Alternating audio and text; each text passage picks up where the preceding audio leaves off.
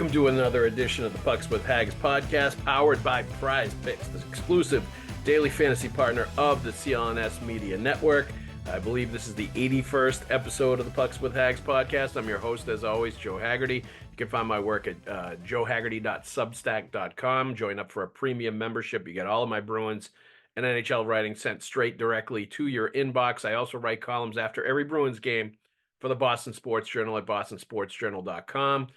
So check it out. You can see my thoughts right now on the Bruins 6-4 win over the Pittsburgh Penguins on Saturday, along with a few other things in the NHL notebook. So be sure to check out that out, as well as Boston College losing to Denver in the national championship game for college hockey. I think that was interesting, and there was a few subplots and storylines and narratives going on with that one. So that was fun as well. Let's thank our sponsors, Prize Picks, the largest daily fantasy sports platform in North America and the easiest and most exciting way to play daily fantasy sports. Instead of battling thousands of other players that could be pros or sharks, you simply pick more or less than on 2 to 6 player stat projections and watch the winnings roll right in.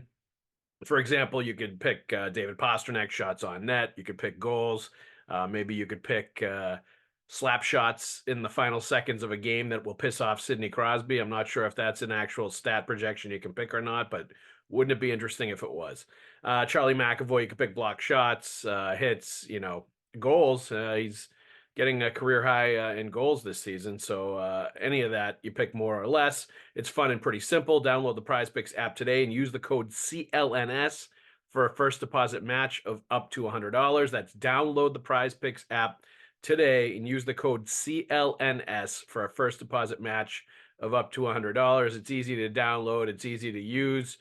And it's a pretty fun concept as far as daily fantasy sports go. So check it on out. All right. Pick more, pick less. It's that easy.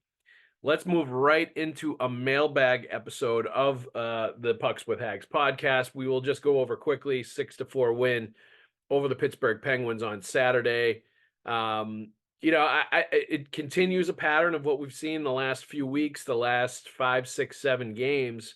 Really good training ground for the playoffs. Really good playoff level intensity games. That was a Pittsburgh Penguins team that was playing for their lives on Saturday afternoon. You saw it with Evgeny Malkin and Sidney Crosby playing emotional, invested hockey.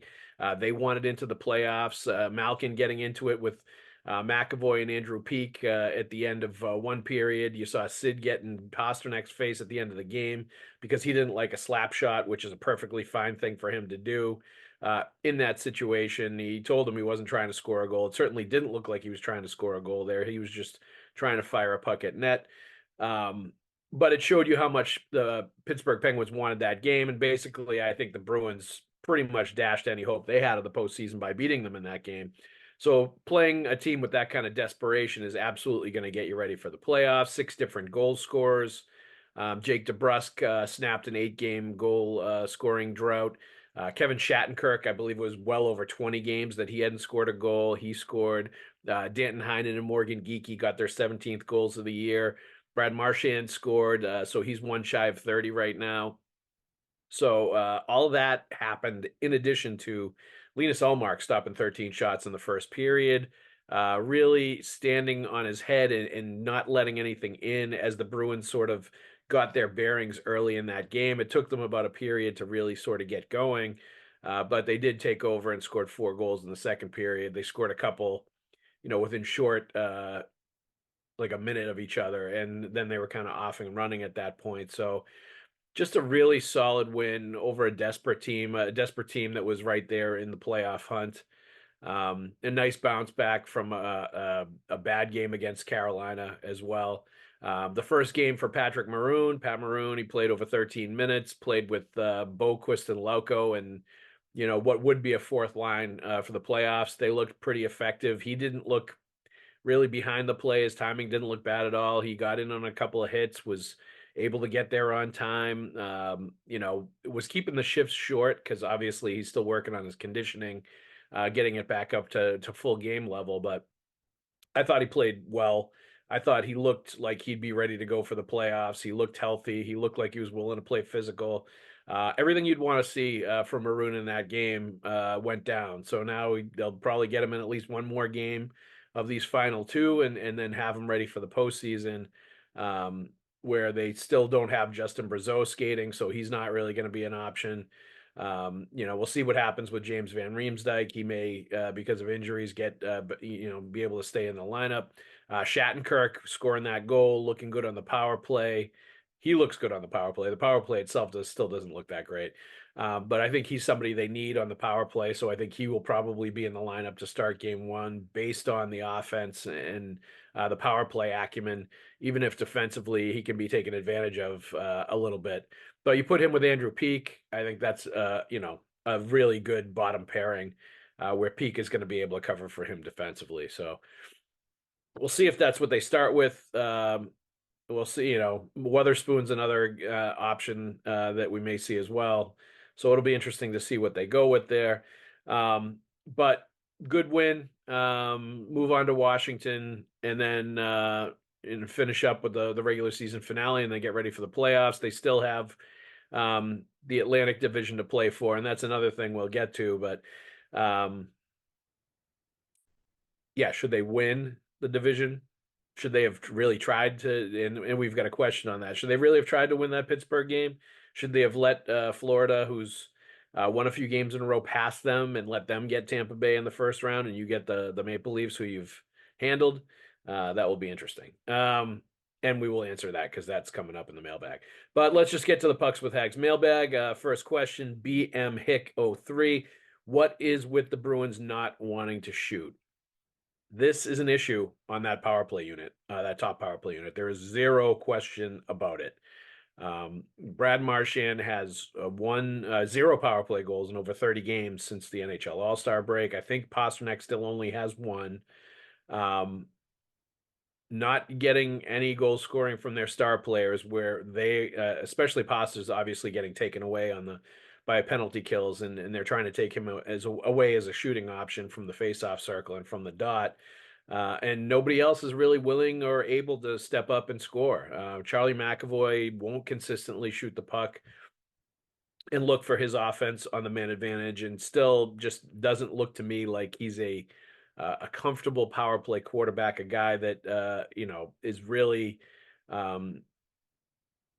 feeling full comfort level there. It looks like he's passing and trying to make plays to other players, and that's the kind of player he is, and that's okay. I think most of the time that works for a defenseman, and certainly works for McAvoy, and it's worked in the past with the players that they've had. Particularly when Bergeron was in the bumper, he could pass to other players, and they would handle the heavy lifting as far as the offense and as far as the scoring went. But I think if he wants to stay in that role, if he wants to be the power play quarterback, if he wants to be the guy at the point, he needs to pull the trigger shooting more, and he needs to be aggressive shooting the puck and be looking for the shot, and then pull defenders towards him, and then he can make plays if he wants to.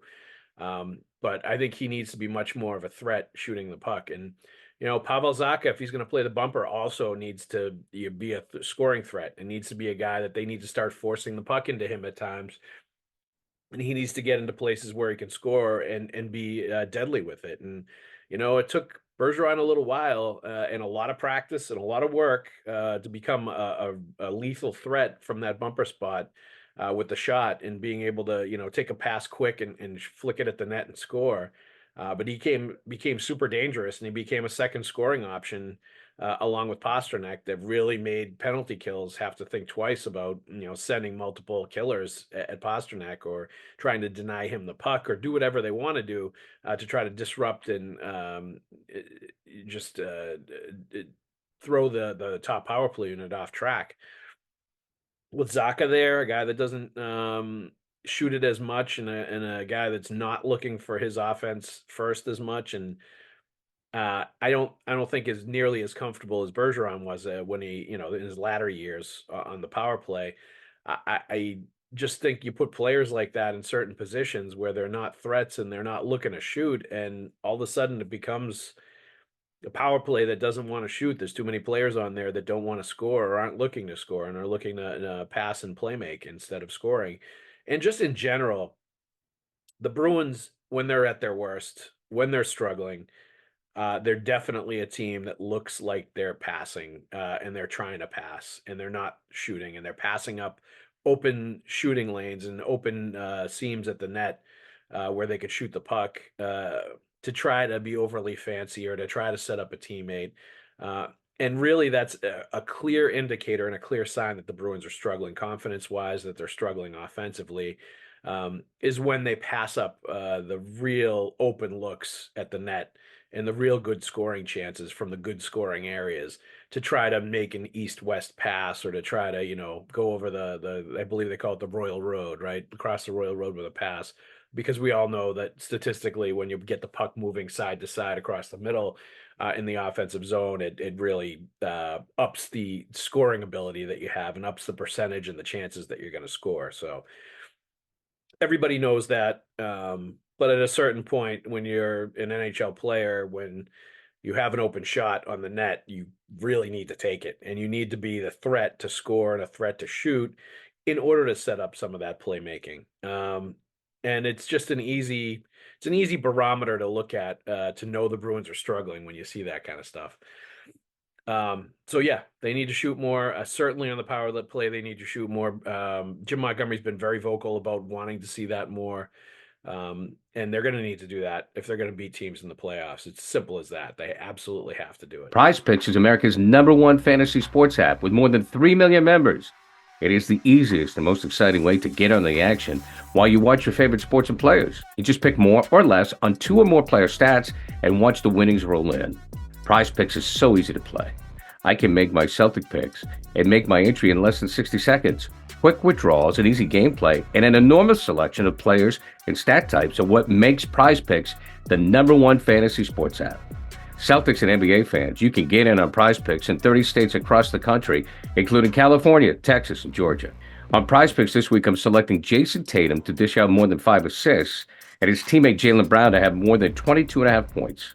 Download the app today and use code CLNS for a first deposit match up to $100. Pick more, pick less. It's that easy. Prize Picks. Ryan Roberts, 77. The playoff seeding is so stupid. Here we go. They need to go back to 1 through 8. If the Bruins win the Atlantic but not the East, they will get Tampa or Toronto, where is the 1 through 8 as the number 2 seed. They would get either Philly, Washington, or the Islanders. Well, they certainly won't get Philly, but they probably get Washington or the Islanders or the Red Wings, maybe. For finishing second in the East, that draw is bull bleep, bull crap, bull expletive. We're going to keep it clean here at the Pucks with Haggs podcast, but there was a little swearing in that one.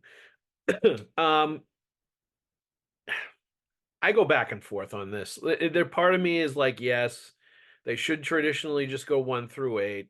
Make sure your top seeds get the best draw, get the most advantageous matchup. Like, why else are you playing a regular season unless you're going to reward teams that excel in the regular season at the end? But there's another part of me that kind of likes that the Atlantic Division has turned into a battle royale between the Lightning, the Panthers, the Bruins, and the Leafs. I love that those 4 teams have to go at it, and it's a grudge match every single year, where they have those divisional matchups, those teams that they keep playing in the first round that has bred rivalries. The Bruins hate the Florida Panthers. They hate them like poison. You can tell when they're playing on the ice. They absolutely hate that team. They can't stand Matthew Tkachuk. They can't stand Sam Bennett. Some of the other guys are gone from last year's playoffs that were problematic. Radko Gudas obviously is not there anymore, so he's a big piece missing from that equation. But you could tell those teams didn't like each other, and there was that 7-game series and the regular season matchups they had too. It really kicked up something. And you could see it this year. The last game that they played against each other was playoff level hate and intensity. And it really brought out the best in the Bruins. And it seems like it also brought out the physicality that they're going to need in the playoffs and in the postseason. And we've seen that a little bit more down the stretch this year, them playing with a certain level of physicality, a certain level of surliness, nastiness, a certain level of, you know, knowing they have to do certain things to just take it from other teams in the third period if they want to win, and if they want to protect the lead, and if they want to avoid overtime. It comes down to will sometimes in these situations where earlier in the year they were giving up goals late in the third period. They were allowing games to get to overtime at a clip unseen before in the NHL. Thank God for the loser point, the overtime point. Otherwise, the Bruins would have been a lot lower in the standings. But I think that's what we're going to see in these playoff series because they're playing these teams that they've played over and over again. How many times have they played the Leafs over the years? How many times have they played the Lightning over the last few years? How many times have they played the Panthers over the last few years? These are teams that will be rivalry series, will be series where there's hate on the ice, where they don't like each other. That's the best kind of playoffs. Would you get that, do you think, if you played the Islanders in the first round? Would you get that if you played the Capitals in the first round? The Red Wings? No. From that perspective, selfishly, as a hockey fan, I want to see the most entertaining playoffs that I can. So I want to see them play the teams that they've been playing in these divisional rounds to get out of them, for the last 10 years, whatever it's been, 12 years.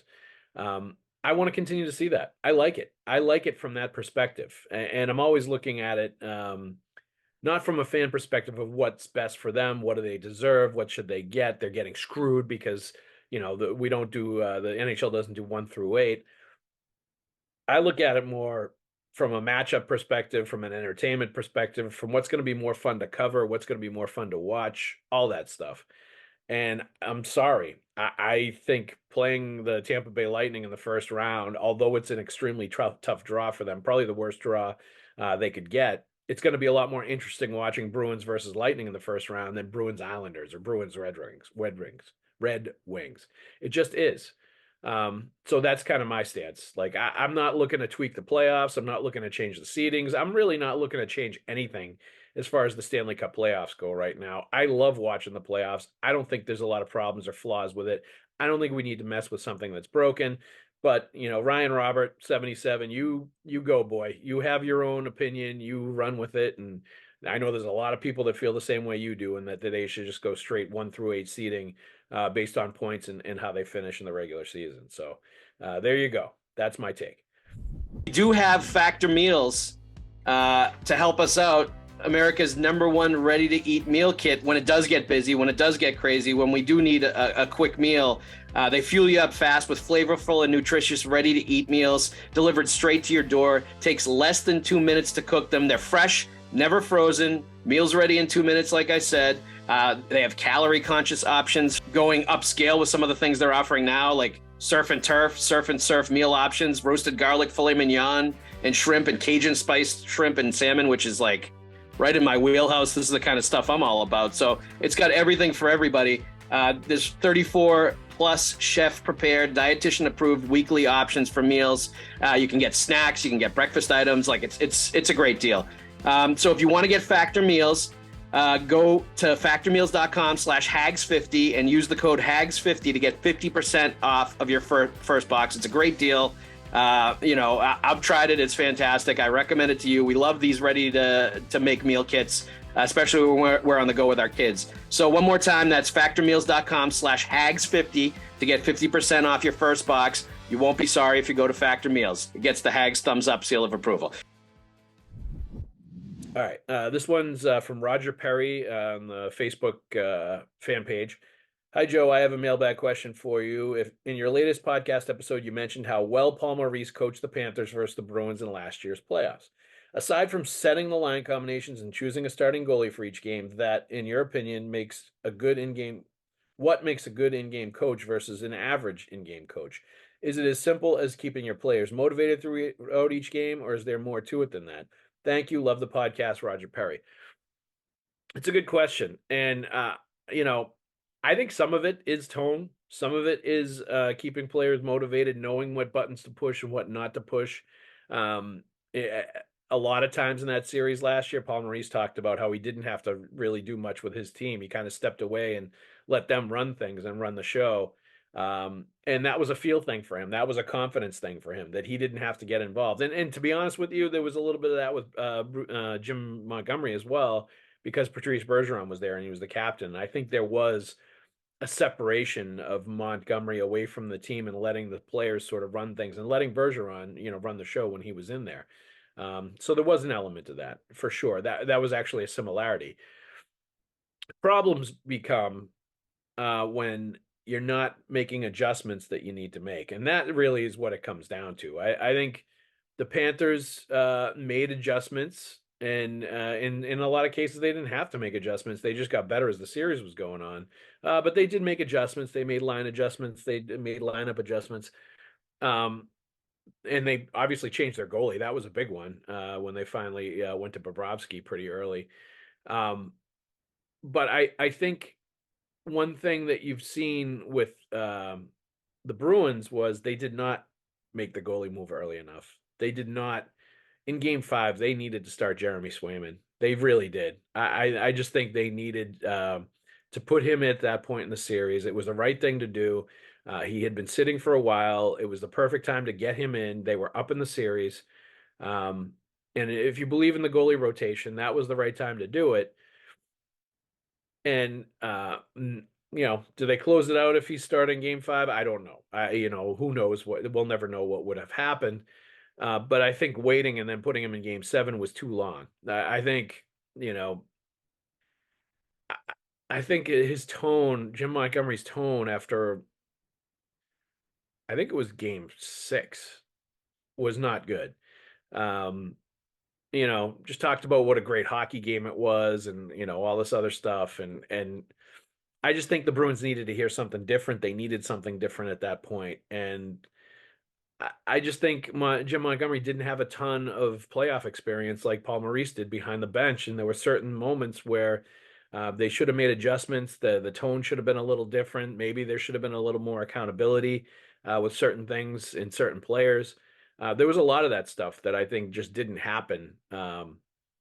And it kind of went by the wayside in that series. And Jim Montgomery, I think, was very honest about it afterwards that there was, a bunch of teaching moments in that series that he was going to learn from and be better from. And frankly, I think he has been, and I think he has learned. I think he's going to be much better in these playoffs and better for the experience of last year, more confident, more assertive, more willing to do certain things that he feels he needs to do, rather than maybe defer like he perhaps did at times to Patrice Bergeron being the captain and the leader of that team. I mean, obviously, I think Jim Montgomery has done an even better job this year as the coach than last year, given the record that they have, given the season that they had, and given what he was able to get out of them. And he had to, you know, put them through some bag skates at certain points, cut drills short, and have them do some conditioning skates as punitive measures. Call out his team at certain points. Hand the room over to his players and say, like, you need to take care of this and you need to figure it out. And instead of constantly him being the one that had to motivate, cajole, challenge, whatever. So, I'm interested to see how these playoffs are going to go for him and what he's going to change as far as how he runs the show and how he manages the lineup, manages the emotions, manages the motivational type stuff, manages the goaltenders, like all of that. I'm really interested to see what it's going to be. But I think it's definitely more than simply keeping your players motivated or having a good rah-rah speech in between periods. I think the players will derive a lot of their attitude and a lot of what they bring to the ice and how they play from their coach. And I think if the coach feels like he has all the answers, seems like he has all the answers, seems like he is totally in control of what's going on, even keeled, prepared, unflinching, all of that stuff, flappable. I think the team will be too. I think the team takes on some of the personality of the coach and certainly the leadership. And I think that's what needs to happen in this first round series. And in the postseason in general. And I'm really going to be watching that. And I think it's going to be interesting to see exactly how that manifests itself this year after the experience of last year against Florida. All right. Would love to see the Bruins somehow squeak past the Rangers and get whoever backs into that second wild card spot instead of playing Tampa from Delhi tweets. I mean, you know, I understand that. I think naturally you would want to get into the 1 seed and play the 8 seed. You would want to avoid Tampa in any way, shape, or form. You have what had could whether that is losing or falling behind Florida, losing the division to Florida, whether that's going ahead somehow of the Rangers and getting that top seed. I think there's a lot of um, there were a lot of scenarios. I don't think there's as many scenarios before, but um, I think the general consensus from Bruins fans, and I agree, is that Tampa Bay is not going to be good for them in the first round. That's going to be a tough draw. It's going to be a tough series. That's probably the one team that they could face in the first round that could eliminate them, and that could make it really tough for them. And I think that's true. Andrei Vasilevsky, all-world goaltender. Victor Hedman, all-world defenseman, especially in a first-round series where he's not worn down later in the postseason.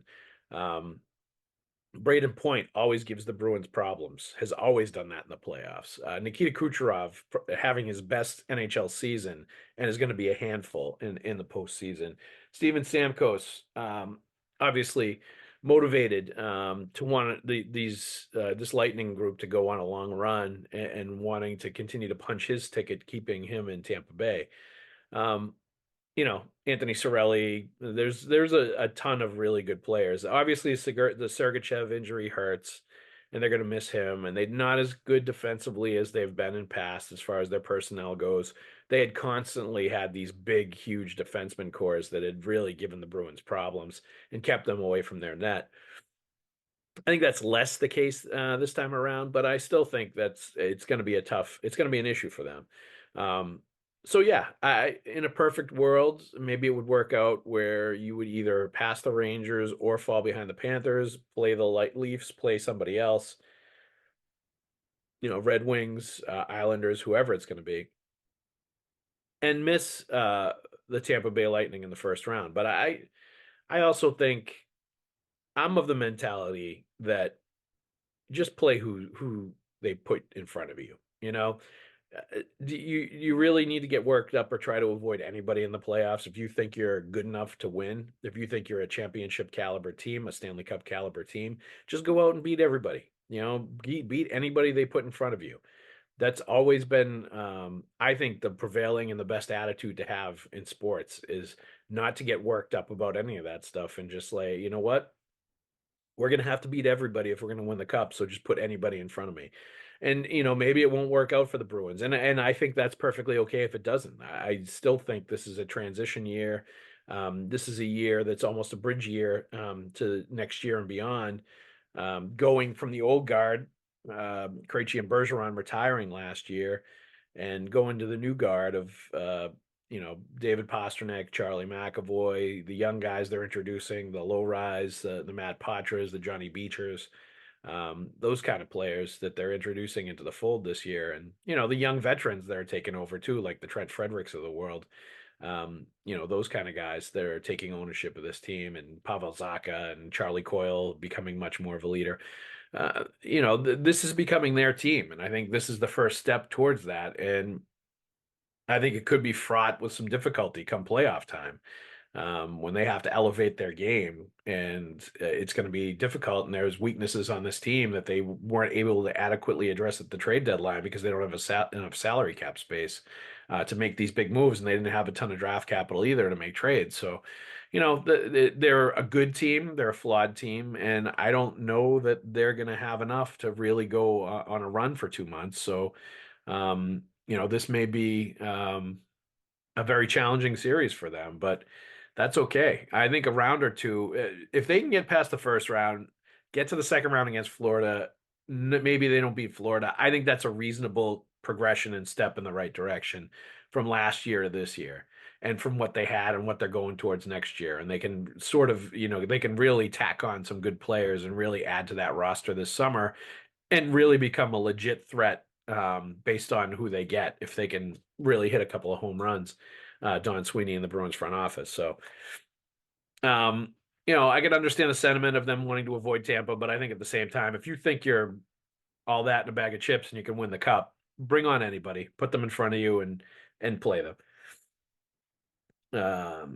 Great. If they lost and came in second, if they lost against the Penguins and came in second, they'd have the Leafs, who they handled all season. But no, they want to win the Atlantic and get Tampa Bay, who can beat them in their sleep. Sometimes it's better be smart than proud. That's from BFD Mike. Yeah, I don't think Tampa's going to beat them in their sleep. I think that's a tough series. I think that's a tough draw. But I also think that would end up being a long series, 6, 7 games, and I think it would be back and forth, and I think it could go either way. It's just not. I think they beat Toronto if they play Toronto in the first round. I really do. Tampa, I am less certain of that. So, I think that's difficult, and I think that's a lot of fans have the same sentiment about that. They're, as the big O Glenn Ordway used to say, they're running a scared of the Tampa Bay Lightning, and maybe they are to a degree, but I think